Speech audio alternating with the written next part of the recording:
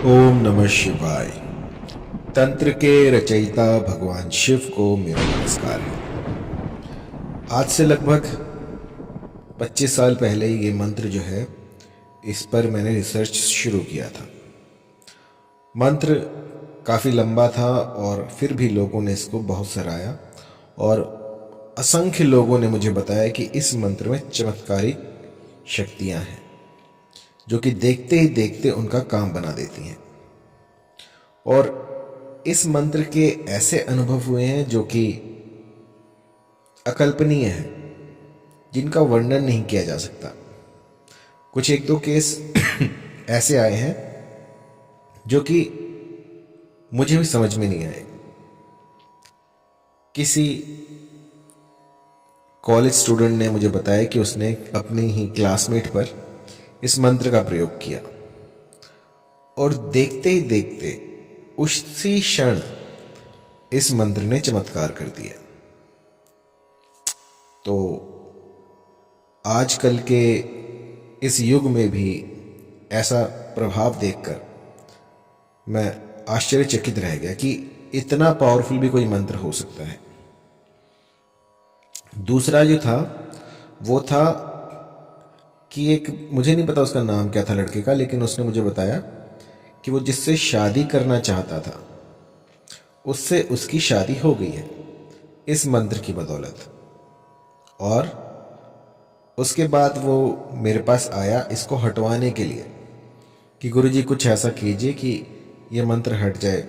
वो जो मेरी वाइफ है वो मुझे घर से उससे दूर ही नहीं जाने देती। सोचिए कि जो व्यक्ति था जिसने ये मंत्र किया था, उसकी जो वाइफ है वो उसे काम पर भी नहीं जाने दे रही। इतना प्रबल वशीकरण इससे हो गया था।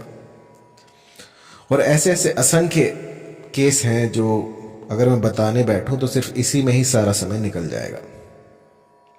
तो कहने का तात्पर्य ये है कि इस कलयुग में भी ये सारी चीजें ज्यों की त्यों काम करती हैं। बस आपको चाहिए कि इन पर दृढ़ विश्वास रखकर और फिर इन मंत्रों का उच्चारण करें। जिस भली प्रकार से मैं समझाता हूं, ठीक उसी प्रकार से आपको इनका गुंफन करना है। क्योंकि साधनाएं जो हैं उनमें ईंधन का काम करते हैं आपके विचार, आप क्या चाहते हैं। और कई लोग ऐसे उतावले भी मैंने देखे हैं जो कि क्षण भर में असर चाहते हैं, क्षण भर में कुछ नहीं होता। साधनाएं कीजिए, ये कभी विफल नहीं जाती। यदि एक बार भी आपने मंत्र कोई बोला है तो वो इस ब्रह्मांड में विचरण करता रहता है। और जब वो अपनी डायटी के पास, अपने इष्ट देव के पास पहुंचता है तो आपको उसके इच्छित फल प्राप्त होते हैं। मैंने ऐसे भी कई लोग देखे हैं जो कहते हैं कि गुरुजी बस एक दो दिन में ही काम हो जाए। तो इस तरह से काम नहीं होते हैं। हम प्रभु से सिर्फ याचना कर सकते हैं, उन्हें ऑर्डर नहीं दे सकते। तो किस तरह से उनसे बात करनी है, किस तरह से आप मंत्र का प्रयोग कर सकते हैं कि जिससे कि आपकी जो भी अभिलाषा है वो पूरी हो जाए। आपका जो भी मनोरथ है वो आप उस शक्ति से स्पष्ट कर पाए, उनको बता पाए कि मेरी ये दुविधा है, इसको दूर कीजिए और मुझे ये चीज़ें चाहिए। तो मंत्र ठीक उसी प्रकार काम करते हैं कि यूँ समझ लीजिए कि जो आपकी भाषा है वो भगवान को नहीं आती और इन मंत्रों से आप वो सब कुछ उन्हें बता देते हैं बहुत ही सरलता से। तो जो भी इस मंत्र का प्रयोग करना चाहे वो सबसे पहले इसे कंठस्थ कर ले। कंठस्थ करने के बाद ही इस मंत्र का प्रयोग करें, जिससे कि जब आप इस मंत्र का प्रयोग करने जाएं तो कहीं पर भी कोई त्रुटि ना हो। क्योंकि जो आप गुंफन करेंगे, जिस तरह से इसको बोलेंगे, यदि वहां पर ही गलती हो गई तो ये मंत्र काम नहीं करेगा। तो सबसे पहले भली प्रकार से इसको रट लें। जितना समय लगे इसको रटने में रटिए। 1 माला, 2 माला, 3 माला, 10 माला, जितना आप कर पाएं यथासंभव। आप में जितना सामर्थ्य हो, ये भी नहीं है कि पूरे दिन रात लगे रहो। कई लोग मैंने ऐसे भी देखे हैं, तो ऐसा मत करना। यथासंभव 5 माला, 10 माला, जितनी हो सके उतनी आपको जो है इसका जाप करना है। मंत्र सुन लीजिए क्योंकि ये थोड़ा लंबा है। मंत्र है, काला कलवा 64 वीर, मेरा कलवा भागा तीर, जहाँ को भेजू वहाँ को जावे, मांस मुझे को चौकी आवे, अपना मारा आप ही खावे, चलतवान मारू वहीं की छाती। इतना काम मेरा ना करे तो तुझे तेरी माँ का दूध हराम। इसके बाद आखिर में जो है आपको जो भी आपकी अभिलाषा है, जो भी आपके भीतर विचार उठ रहे हैं कि आपको इसके लिए ये मंत्र आपने किया है, या जो भी आप चाहते हो कि मुझे वो फला स्त्री जो है वो मुझसे आकर्षित हो जाए, या फिर वो जो फला पुरुष है वो मेरी ओर देखने लगे, मुझे पसंद करने लगे, तो उसके लिए आपको आखिर में अपना जो भी मनोरथ है वो स्पष्ट करना है कि मेरा और उसका प्रेम हो जाए, या फिर कुछ भी आप कह सकते हैं जो भी आपके दिल में आए। कुछ ऐसा नहीं है कि जो मैं जैसे मैं कह रहा हूँ वैसे करें, जो भी आपके दिल में आए, जो भी आप चाहते हैं, बस आखिरी में एक बार आपको ये बोलना है कि वो फला स्त्री मुझसे आकर्षित हो जाए और मेरे अधीन रहे। उसके बाद आपको उसकी तरफ फूंक मार देनी है। बस इतना सा कर्म आपको एक बार करना है, सिर्फ एक बार। एक बार करने के बाद आपको भूल जाना है कि आपने कुछ किया भी है, और उसके बाद आप पाएंगे कि एक हफ्ते के भीतर भीतर ये प्रकृति कुछ ऐसा कर देगी कि वो सामने वाला जो भी व्यक्ति होगा वो आपकी ओर खिंचा चला आएगा। मैंने चमत्कार होते हुए देखे इस मंत्र से। बस ज़रूरत है तो दृढ़ विश्वास की और इस मंत्र की प्रोनाउंसिएशन को ध्यान में रखने की।